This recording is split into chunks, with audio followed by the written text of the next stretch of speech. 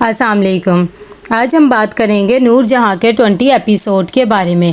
तो वीडियो शुरू करने से पहले हमारे चैनल को सब्सक्राइब कर लीजिए अगर अभी तक आपने नहीं किया, ताकि हमारी हर न्यू वीडियो आप तक पहुंच सके। यहाँ पर जैसे ही सफ़ीना बैठी होती है कि एकदम उसकी तबीयत ख़राब होने लग जाती है और उसे वॉमिटिंग आने लग जाती है। हुनैद भी उसके पास जाता है और कहता है डॉक्टर के पास चलते हैं। कितनी देर में सफ़ीना कहती है कि कोई ज़रूरत नहीं, मुझे पता है, मैं एक्सपेक्ट कर रही हूँ। काफ़ी दिनों से ये बात पता थी, बस बताया नहीं क्योंकि किसी ने इस घर में कौन सा खुश होना है। ये बात सुनकर हुनैद कहता है कि तुम ऐसी क्यों बात कर रही हो, मैं तो बहुत ज़्यादा खुश हूँ कि अल्लाह ने फिर से हमें एक दफ़ा मौका मिला है माँ बाप बनने का। ये बात सुनकर वो भी खामोश हो जाती है। दूसरी तरफ नूरजहां बुलाती है सफ़ीना को और कहती है कि सब कुछ तुम क्या चाले चल रही हो, मेरे ख़िलाफ़ कर रही हो तुम नूर बानो को। ये बात सुनकर वो कहती है कि मैंने तो किसी के ख़िलाफ़ किसी को कुछ भी नहीं कहा है और आपको कोई गलत फहमी हुई होगी। ये बात सुनकर वो कहती है कि अच्छा ठीक है, तुम यहाँ से जाओ।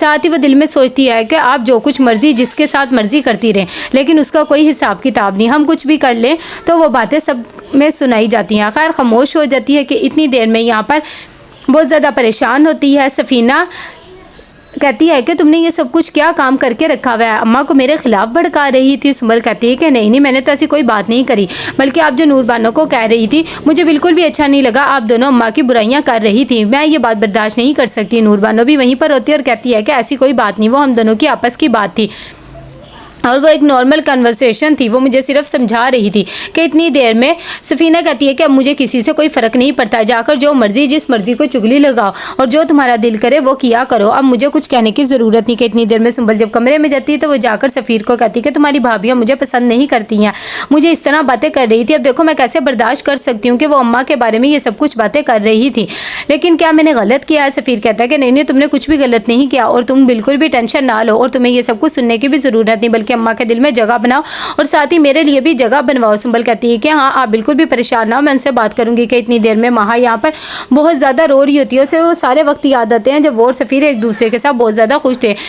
यहाँ पर सब बैठे हुए होते हैं। कि इतनी देर में वो नूर बानो को भी बुलाते हैं। नूर बानो आती है तो वो हैरान हो जाती है कि क्या बात है।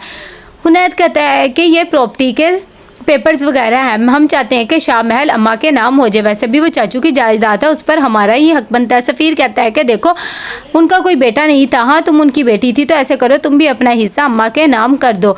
ये बात सुनकर वो कहती है कि मैं जीती जागती हूँ और वो मेरे अब्बा के नाम घर नहीं है, बल्कि उन्होंने अपनी ज़िंदगी में ही मेरे नाम कर दिया था, तो मैं कैसे किसी के नाम कर सकती हूँ। ये बात सुनकर सारे हक्के बक्के रह जाते हैं और कहते हैं चाचू इस तरह का फ़ैसला कैसे कर सकते हैं। नूरजहां को भी बिल्कुल पता ही नहीं होता कि इस तरह का भी फ़ैसला हो सकता है। खैर नूर बानो उठ के जाती है तो सफ़ीर कहता है कि तुम्हें तो ये सब कुछ पहले से ही मुराद पता होगा कि तुम्हारी बीवी के नाम ये सब कुछ है। मुराद कहता है कि नहीं कसम उठवा ले, मुझे ऐसा वैसा कुछ भी नहीं पता है, अगर पता होता तो मैं बता देता। हुनैद कहता है कि चाहे जिस मर्जी के नाम हो, लेकिन ये सब कुछ मैं अम्मा के नाम करवा के ही रहूँगा, ये बात याद रखना। कि इतनी देर में नूर बानो समझाती है मुराद को, कहती कि तुम्हें बुरा तो नहीं लगा जिस तरह मैंने नीचे बात करी, अब देखो वो हवेली मेरे अब्बा की आखिरी निशानी है, लोगों की आस जुड़ी है, मैं कैसे किसी के नाम कर सकती हूँ। मुराद कहता है कि नहीं मुझे कुछ भी बुरा नहीं लगा और ना ही मुझे तुम्हारी किसी जायदाद या प्रॉपर्टी में कोई भी दिलचस्पी है, मेरी तरफ से तुम जिस मर्जी को दे सकती हो और तुम टेंशन ना लो। कि इतनी देर में यहाँ पर खाने के टेबल पर जब नूरजहां बैठी होती है वो मुराद को कहती है तुम्हारी बीवी कहाँ पर है, उसके बाप का घर नहीं है जो जब मर्जी उठकर आए, मेरे घर के कुछ असूल है। मुराद बेचारे को बहुत ज़्यादा बुरा लगता है, लेकिन वो अपनी माँ के हाथों मजबूर होता है और कहता है कि अच्छा ठीक है वो उठ गई है, मैं अभी उसे बुलाकर लेकर आता हूँ, और उठकर चला जाता है। थोड़ी देर में वो नूर बानो को भी लेकर आ जाता है। यही बातें नूरजहां उसे भी सुनाती और कहती है कि बस बहुत हो गई तुम्हारी न्यू नवेली दुल्हन वाली हरकतें, अब ज़रा घर के कामकाज कर लो, खाना वगैरह बनाना तो तुम्हें कुछ आता नहीं है, तो किचन का काम ये दोनों संभाल लेंगी, तुम सफाई सुथराई के काम देखा करो और ये सारी अब जिम्मेदारी आज से तुम्हारी है और मैं इसमें कोई भी कुताही ना देखूँ। नूर बानो बिल्कुल खामोश हो जाती है क्योंकि वो मुराद को अपने आप से दूर नहीं करना चाहती। मुराद को अच्छा नहीं लगता लेकिन वो भी खामोश सा हो जाता है।